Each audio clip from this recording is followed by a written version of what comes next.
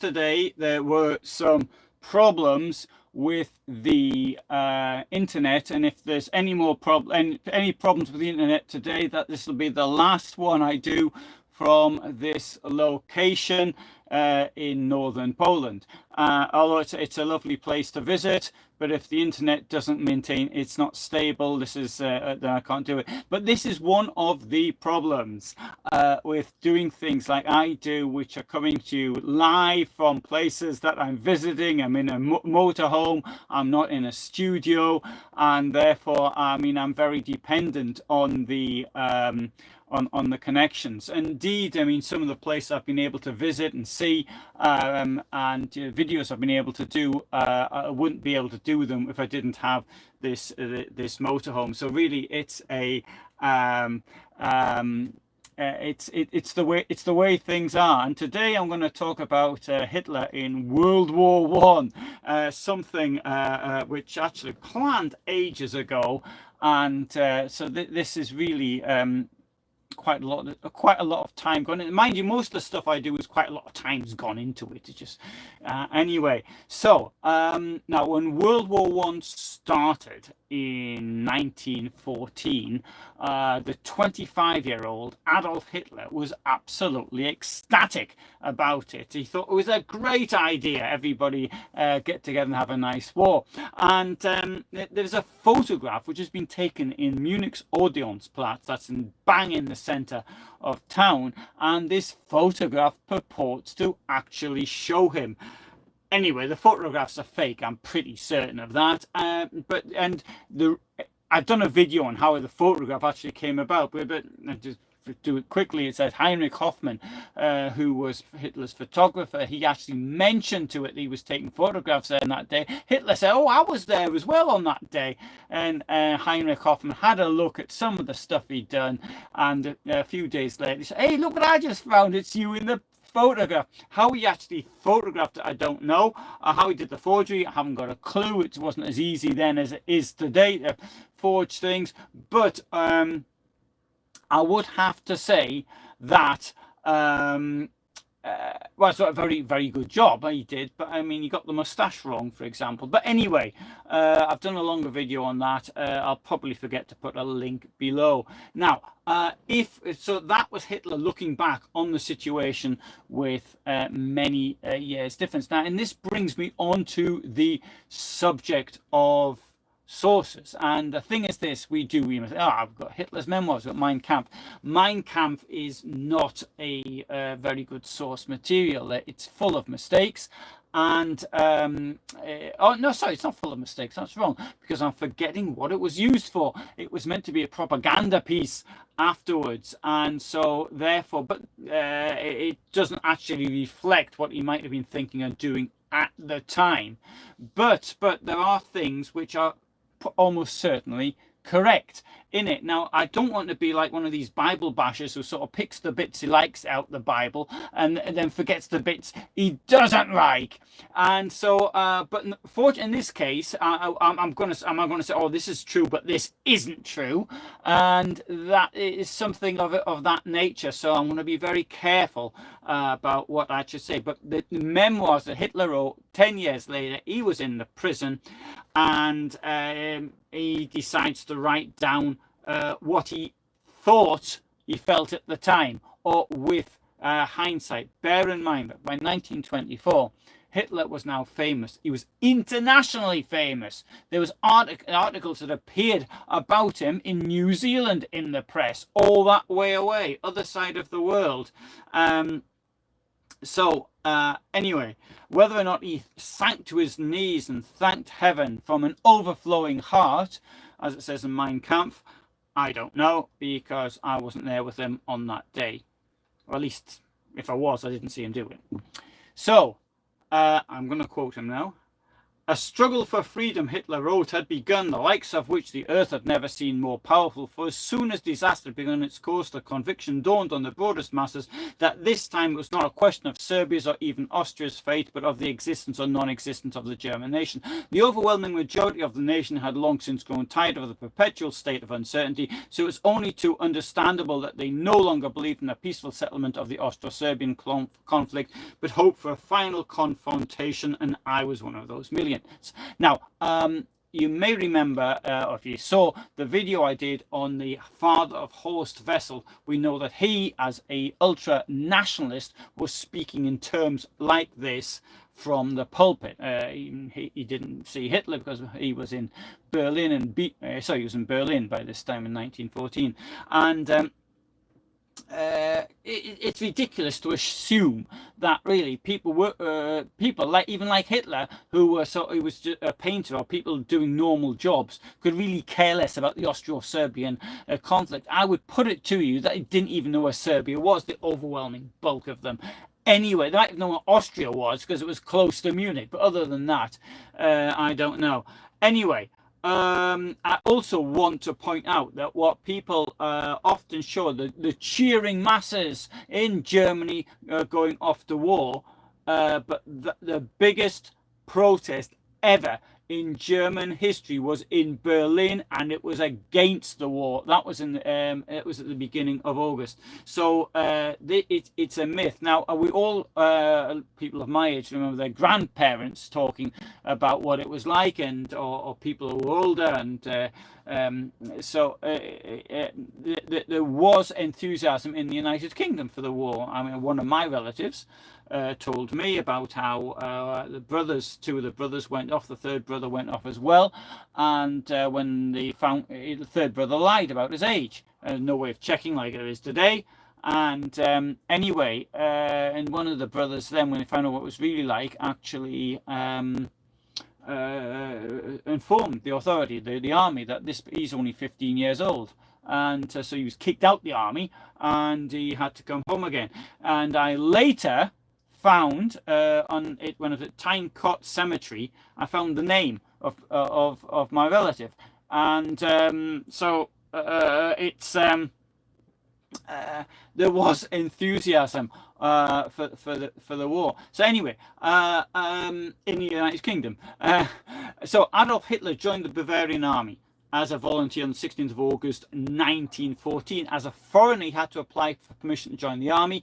And now I need to point this very clearly. I'll probably start saying the German army, but he was a member of the Bavarian army. 1871, Germany was unified, and there were some of the smaller states didn't keep their own armies, but the bigger ones, there was a Prussian army and a Württemberg army, and in this case, the Bavarian army, and Saxon army, and others.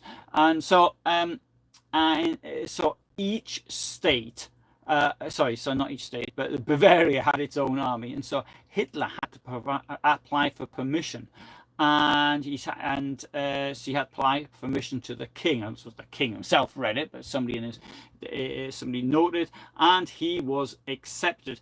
Now, he was on the 1st September 1914. He was assigned to the 1st Company of the 16th Reserve Infantry Regiment. He didn't get his first choice, but he got a second choice. And right, so in Mein Kampf, he describes the training. Am I going to accept that that's correct? Yeah, I suppose I'm going to. And the training itself doesn't appear to be particularly relevant, but it does appear to be in some cases quite tough, because he does talk about this as that what they were doing is in marching in the pouring rain and going to sleep were wet through and things like this. I mean, and then he goes and says that when they crossed the Rhine they were broken out into song. I don't suppose that actually happened. Somebody that a few drinks might have broken out into song, but I don't suppose a whole lot of them did. Anyway, things got worse. They all got to the front, and they just in time to take part in the First Battle of Ypres at the end of October 1914. I say the word Ypres. The word in Dutch is Ypen. I think that's how it's pronounced. I don't know. I don't speak Dutch, but I do speak French. And the reason I'm using the French word is because it was common then, even though Ypres is in the Flemish part of Belgium, to use the French word for it. So that's what I'm going to do because I can speak French. The first Battle of Ypres, the unit took massive casualties, really big casualties, and this became known as the Kindermord. Now, when I was on this trip to Belgium in 2014, not 1914, 2014, I went to a museum, and the museum did detail the Kindermord. Kinder, what's that? It's a chocolate bar. Yes, that's correct. It's also children. The death of children, the murder of the children, something like that. The killing of young men with little military experience, but who happily gave their lives to the love of their fatherland and Kaiser. But they came up against trained British regular troops, not many of them, but they were trained, they knew how to shoot, and they mowed them down. And it continues to be believed that the 4 Reserve Corps of the German 4th Army were largely made up of these Kinder, who ended up dead. However, this is a myth, because, guess who checked this one out? The 4 army corps can't possibly have been made up of young kids. Only there may have been 1 or 2. Well, I'm not saying there weren't. But for this statistical yearbook for the German Empire lists a total of 40,761 students as being in military service in the summer semester of 1914 and for the winter semester of 1914-1915. So, if the actual strength of the 4 army corps was 120,000 men, approximately every single student in the entire country of Germany would have had to have been concentrated here. And that would only reach 30%.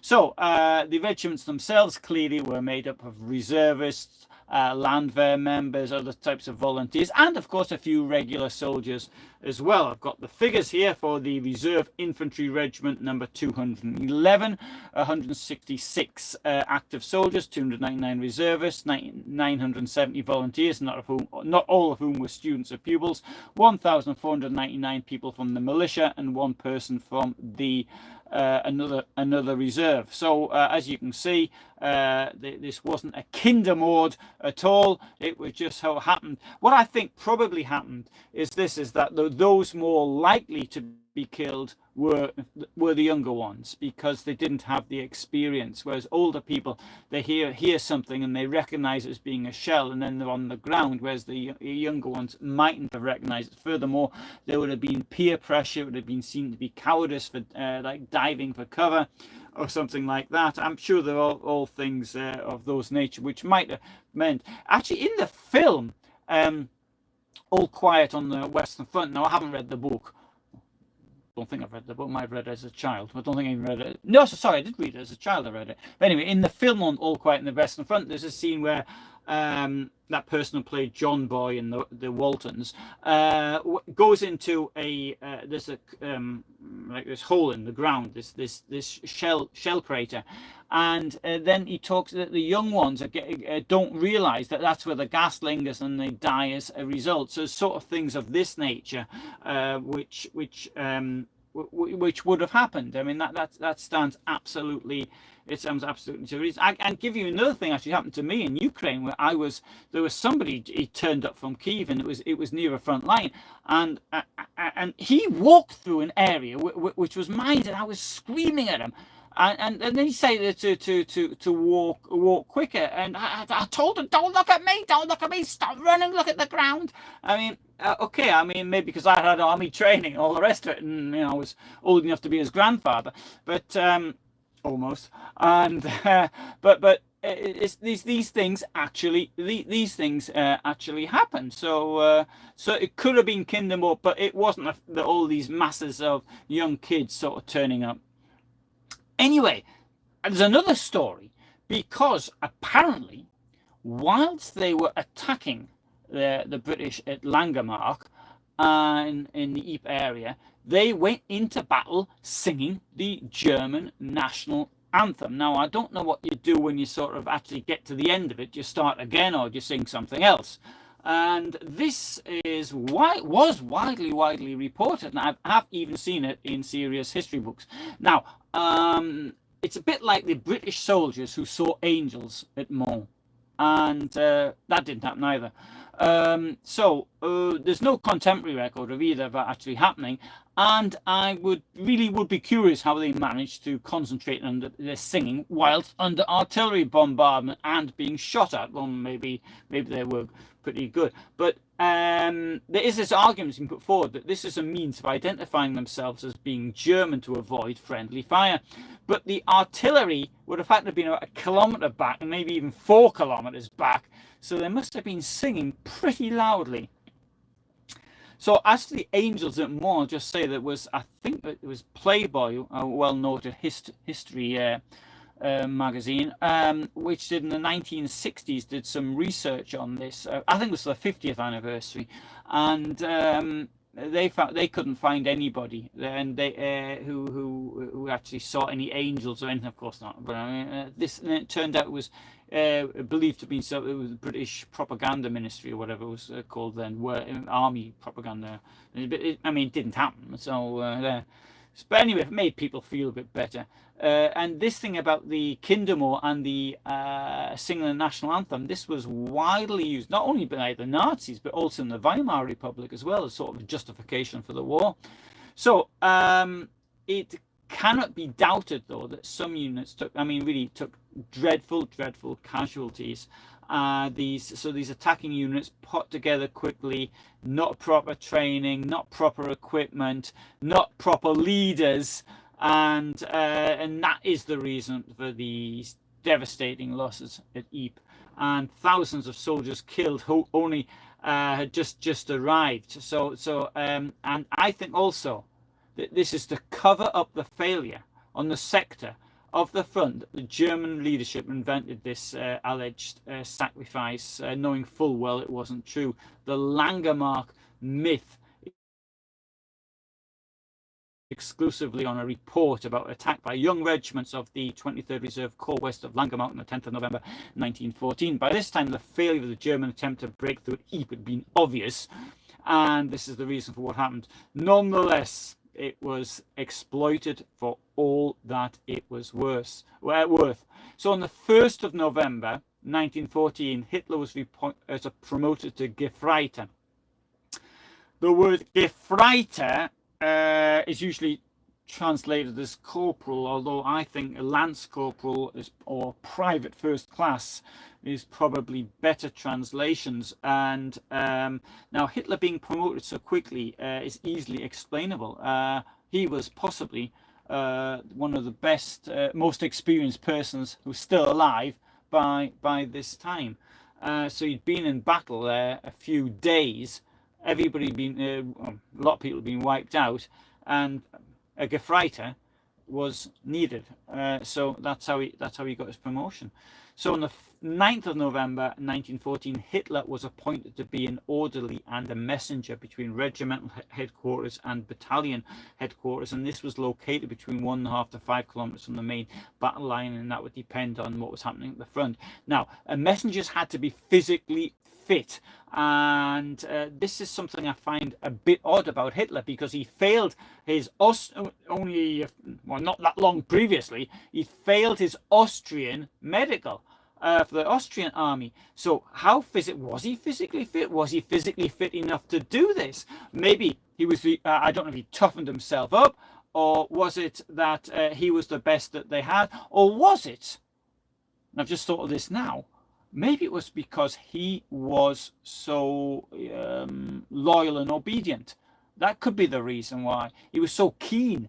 So a messenger seen as somebody that you have to run around for. In fact, I had to do it in the army. I think they picked me because then I was quite a good runner, which I'm not anymore. But anyway, as far as Hitler was concerned, on the 15th of November 1914. Being a messenger turned out to be very, very important for his future life, because on that day, the then 48-year-old Lieutenant Colonel Philip Engelhardt, commander of the Royal Bavarian 16th Reserve Infantry Regiment, came under direct French fire north of Messines during the First Battle of Ypres. And the regimental command post was completely blown up, wiped out by a direct hit, severely wounding Engelhardt, and his life possibly was saved. At least he was dug out by 2 messengers, one of whom was Adolf Hitler. And for this, Hitler got the Iron Cross, 2nd class, on the 2nd of December 1914. Now, 10 years later, the now retired Major General Engelhardt attempted to return the favour. He campaigned for Hitler when he was in prison, saying that he ought not to be expelled from Germany once he gets out of prison, because he showed his loyalty to Germany in this way. Anyway, I have actually prepared a video on his wife, who became... anyway, I won't go off the subject by going about his wife. I'll say that for later. So, there's one thing, I'm now going to say something good for Hitler, because people say, oh, this is another hit job on Hitler, but I'm going to say something positive about him now, is that whereas he was not a frontline soldier, there are those who've complained about him being a rear line pig. That's a translation from German, and this has been used by a number of authors have actually said this, and I would have to say this is, whereas what he was doing as a messenger may not have been as dangerous as being at the front. He probably didn't volunteer to be a messenger. He was probably chosen. He was probably chosen because of his loyalty and possibly physical fitness. I don't know. And it was also dangerous. It wasn't like sitting in Berlin or something like that and doing nothing. So he stayed there until March 1915, when he was moved a little bit to the south, 15 kilometers to the south. That was in the Oberfrohmel sector. And on the 19th of July 1916, after 3 days of heavy British and Australian artillery fire, there was an attack. And Hitler's unit didn't give up territory easily. It fought back, it counterattacked, and the little ground they lost was actually retaken. On the 5th of October of that year, Hitler was wounded in the left thigh by a splinter, allegedly from a grenade. I think it probably wasn't a grenade, though. I think it was possibly, it was more like a shell. Anyway, whatever. He was at a place called Le Barquet in the commune of Ligny-Tilleuil, and he was sent then for treatment to a sanatorium called Berlitz in Potsdam. And that was one of these places being converted into a reserve military hospital. And Hitler stayed here until the 4th of December 1916. And it was Hitler himself who said, I'll put the light on, that it was here that he noticed that people had sort of lost enthusiasm for the war, and as this was really the first time he'd had contact with civilians since the war started, then he probably would have noticed it. Now, he didn't come back to the front until the 5th of March 1917. I don't understand that. Maybe he had a bit of leave or something, but maybe his wound was actually worse or something, because he was only in the hospital until the 4th of December. So then I can't actually say what he's doing for those 3 months nearly. And his unit had been located to Vimy, which was unfortunate because that came under attack 9th of April 1917. There was a 5-week battle. And on the 31st of July 1917, we have the 3rd Battle of Ypres. Passchendaele, which went on in horrific conditions until November. It poured down with rain that August, And instead of calling off the attack, which would have been the most logical thing to do from the British commander's position, they didn't. If you ever get the chance to go to the museum in, I've forgotten the name of it now, where it is, but it's just outside Ypres. And there's this demonstration of people that walking through what appears to be submerged former forests.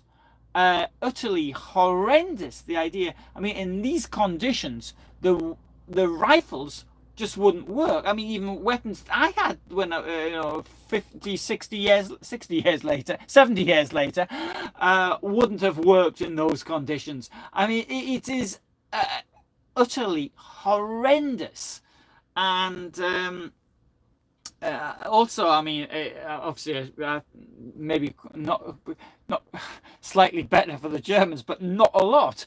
And anyway, so in March 1918, after having 3 years or three and a half years, more or less nearly, of stalemate on the front, the Ludendorff offences took place. There were major advances. First three, anyway, the fourth one maybe not so much. And in May 1918, Hitler received an award for his outstanding bravery, and he got the Wound Badge in black. And on the 4th of August 1918, by this time the tide's turning, and aided by American weapons and people, the Allies are now advancing. Hitler got the first Iron Cross first class, and what he had to do was to deliver a report because the telephone lines or the cabling had been broken, and the regimental adjutant Hugo Gutermann, who was Jewish, promised him this award, and the division commander approved it a couple of weeks later, contrary to what was said in the Hitler 2004 Canadian British film, I've forgotten, Hitler the Rise of Evil. The German line crumbled. Black day of the German army in August, and for some reason which I do not understand at all, Hitler was posted away from the front on the 21st of August 19 to do a telephone operator course in Nuremberg. It doesn't make any sense to me. I mean, why would you do that when you're in full-scale retreat? Maybe they weren't in full-scale retreat then. Given what he'd earlier done with the messenger, okay, being a telephone operator, yeah, I can understand that. Anyway, and not only that, after that, Hitler had some leave owing to him, which he used. So on the 27th of September 1918, he came back. And this is where I sort of go into the next part of the story and the biggest myth of all, which is, 14th of October 1918. He's in I think it's in a forward position because he was on a reconnaissance mission near Vervik in Flanders, and he describes this in Mein Kampf, so I'm going to believe this bit. And he was gassed. Now, he must have had a gas mask, but maybe he didn't get it into his on quick enough. Now, I've done a longer video again on this subject, but anyway, I'll just give a description. What happens is the poison, if it gets into your eyes, the eyelids swell, and this obviously it's quite painful, and it leads to something called functional blindness. You cannot see because your eye has swollen, but everything's working behind normally. So once the symptoms disappear, once the swelling goes down, the eyesight comes back. Now, people like this had to be evacuated. Obviously, they needed to be put somewhere where nothing worse was going to happen. They needed to be put under observation. And those wounded in this way were classified as lightly wounded. And so with this classification, Hitler was admitted to the Pasewalk Reserve Hospital. And so this was a convalescent home for the lightly injured on the 21st of October 1918, and he was given the number 7361, and the diagnosis was gas poisoning. In this case, the people, anybody had this problem, was put in hospital for 4 weeks. And now this time last year, I went to the Passeval Reserve Military Hospital. It's no longer there. And the reason it's no longer there is because it was turned into a shrine in Nazi times in the mid-30s. And then the shrine was knocked down at the end of the Second World War by the Soviets, and this was done deliberately. It was one of the things that they had actually to do. But you go there and you can see where the hospital was, and you can still see parts of the shrine are still there. Some of the sports facilities, you can see how the trees have been nicely laid out, and you can see my video, which if you can't be bothered, go to Passeval and that. So now on the 19th of November 1918, Hitler left for the replacement battalion of the 2nd Bavarian Infantry Regiment as fit for war service. Right, okay, this is important. He was put in on the 21st of October, and he leaves on the 19th of November. So he was there for 29 days, 4 weeks and 1 day. Right? And in fact, he's probably there for 4 weeks, because the day it said, well, right, you're recovered now, you've got to leave tomorrow. So now, on the 10th of November 1918, Hitler learned about the November Revolution and the armistice negotiations, because a gentleman came in and he told them what had happened, which he describes in Mein Kampf. And Hitler claimed that he went blind when this happened. Now, this didn't happen. Oh, sorry, it might have happened that he blacked out, and that's my theory. I don't know, I'm not a doctor. He was in there because his eyelids had swollen. Now, it is possible, of course, people to get a shock and then for them to black out. I mean, that can happen. I remember once I used to collect stamps as a child, and I had this pile of stamps, and there was one in there which was this very extremely rare stamp from British Ghana from the 19th century, very, very rare. And I had it and looked at it, and I nearly blacked out, and then sort of came to and looked on the back, and it said facsimile on it. So anyway, so that was my experience of blacking out. I mean, okay, I was only about 14 years old or something at the time. Anyway, so there is a medical condition called hysteria, which I don't really want to go into. I made loads of notes on it last year, and then I realized I can't talk about it because I don't want to really understand it. But the thing is this, is that later Hitler claimed in Mein Kampf that he lost his sight. He describes these terrible days and these terrible nights that he went through, burying his head in the pillow. And but how could he have done all that? There wasn't enough time. I mean, he could have gone berserk because they'd lost the war. Yeah, I mean, fair enough. That, I mean, that you might understand. But he didn't go blind. And the big thing is this. What he wrote in Mein Kampf was this. On finding all of this out, he decided to become a politician. The words are, I can't quite remember the exact words now, but it's just something like, thus I decided to become a politician. And this was in the shrine that was these words written above with the main room in the shrine at Passeval. Thus I decided to become a politician. Well, this is totally and absolutely ridiculous.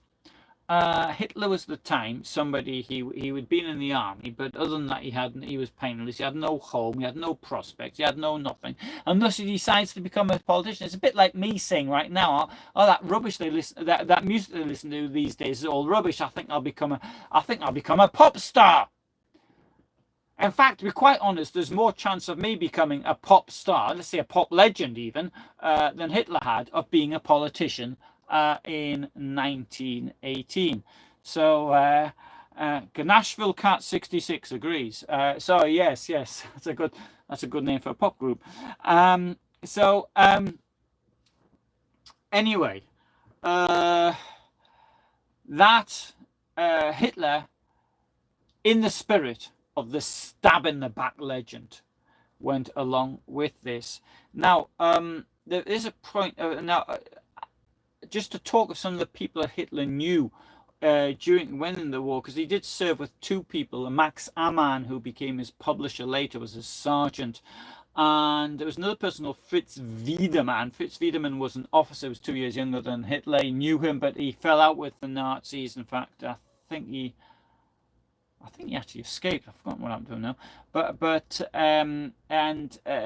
the thing was this: anybody would say good things about him once he became dictator. They weren't going to say bad things.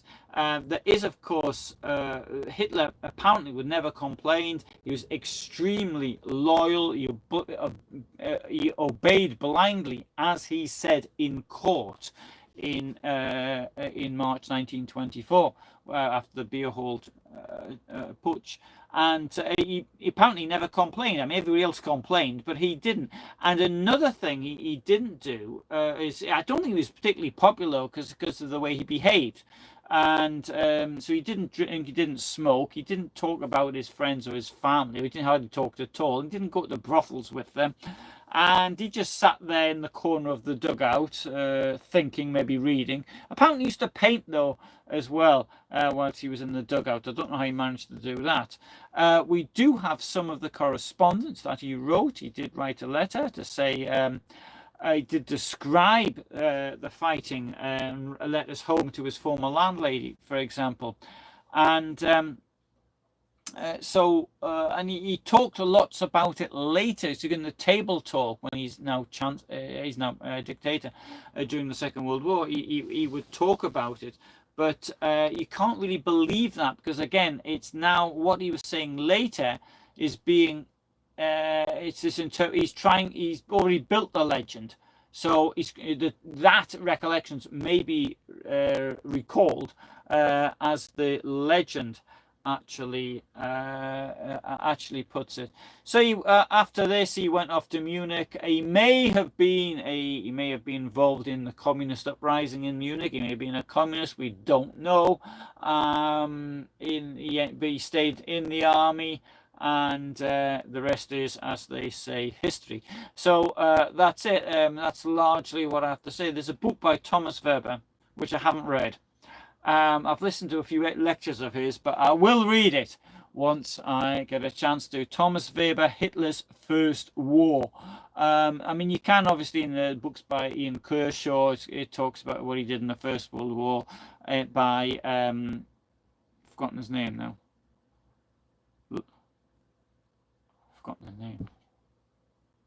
Never mind. It'll come back to me. Anyway, let's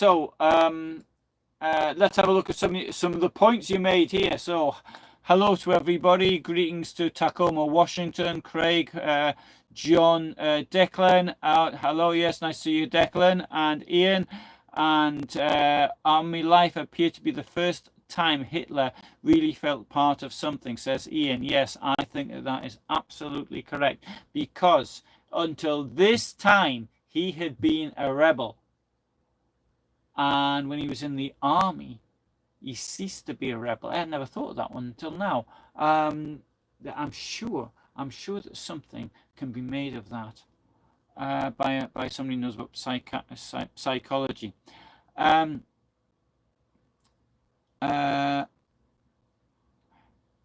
So John says, oh, sorry, I lost it. John says, what experts say about that photo? Forensic experts. Oh, sorry, about the photograph of Hoffmann. Yeah, I think the forensics people would say the same. It's not a genuine photo. So John says the Beerhold putsch was front page news on the Tacoma News Tribune archive. Right, there you go. Tacoma, Washington State, other side of the world. And Ian says, my father painted Churchill warmongering when I was a child. Oh dear, all right, okay. And Ganashville, hello. And so John says, okay, they were cannon fodder, and that certainly is the case. Ian says, Hitler was built like the gable end of a crisp in those days. Yeah, it does seem that way. Mark, Hitler was a runner boy, and low life expectancy in that role. Yes, certainly. No radios, but I wonder if these wireless telegraph. No, they did have radios then. Didn't they? Hang on. No, sorry, they didn't have radios. They had these field telephone things. They didn't have radios. Yes, and hospital in. Ian says the hospital in Potsdam still exists. You know, I still haven't been there. A friend of mine actually owns a campsite in Potsdam. He's invited me several times, and I'll see him in a couple of weeks' time. But I still haven't managed to make it. In fact, when I was in Berlin, I did go to Potsdam, but the buses were on strike that day. The public transport was on strike. Sorry, and so I got to the Garrison Church. Where Hitler appeared in March 1933, and then that was it. I didn't even film it actually. So, so Ian says the building's then the hospital isn't, and yeah. So John says about he had a pet dog. Yeah, he did have a dog. You can see the dog in the photographs. Fischl, I think the name was, and yeah, but there can be no doubt that Hitler, as a soldier, was a very good soldier. I don't doubt that at all. And he appears to be the sort of soldier that one, as an officer, would wish for. And I'm extremely critical as Hitler is a military leader. I really feel as though he didn't understand technology, didn't understand things at all. And he didn't understand tactics at all, but as a person, he was very loyal and obedient. And if every soldier was like that, then it would have been much easier to control armies. As such, one of the questions was, did he go over the top in an attack? And maybe he did, maybe he didn't. My own feeling is, as a messenger, he wouldn't have done. No, definitely no military strategist. No, I mean, some of the things are totally ridiculous. Actually, I'll do a video on this, because I did write something 3 years ago, and I read it today, what I wrote about Hitler in December of 1941 when he took over command. And the logic he was using was, right, so if you retreat in Russia, do you think it's going to be any colder further back? It's going to be any warm if you retreat 50 kilometers. Do you think it's going to be warmer there?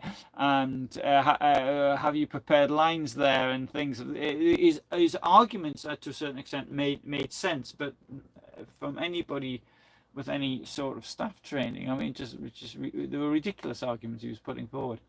Anyway, I'll do that in a different time. Good. I hope that the internet was working then, and I find this actually, I think it's a very interesting subject, what Hitler did, and during the First World War. But anyway, so I think that'll be it. Tomorrow I'll see if I can think of something to do. John says he wouldn't listen. It seemed to be his biggest problem. He was warned about attacking Russia. Well, no, I think the whole point of the Hitler's ideology was to murder the Jews, and he wasn't going to get his hands on the Jews. There's huge amounts of Jews have been handed over in the Molotov-Ribbentrop Pact. So lots of Jews in places like Lithuania and Eastern Poland. And so he was going to kill them, and then he had to invade the Soviet Union to get his hands on them. And so that wouldn't have happened. So I think that the invasion of the Soviet Union, you've got to accept that as being part of his overall, what he wanted to do, his plans. So I wouldn't actually, I don't know the word is. I don't see how he couldn't not have done that. I think it was planned from the very beginning. And anyway, Mark says next discussion should be about Hitler's bodyguards. No, I can't do that one. Oh, do you mean the yes? Hang on, maybe I could do live standard. Nah, I don't feel good enough to do that, Mark. Off-topic question. I wonder, it says Declan, I wonder what happened to the poor art college people who told Hitler he wasn't good enough for art school.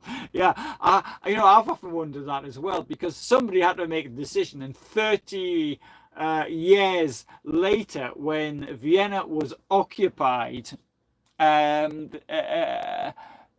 because Hitler found his teacher, his history teacher. He found him, and he went to see him. So did he? I mean, that's a really curious question.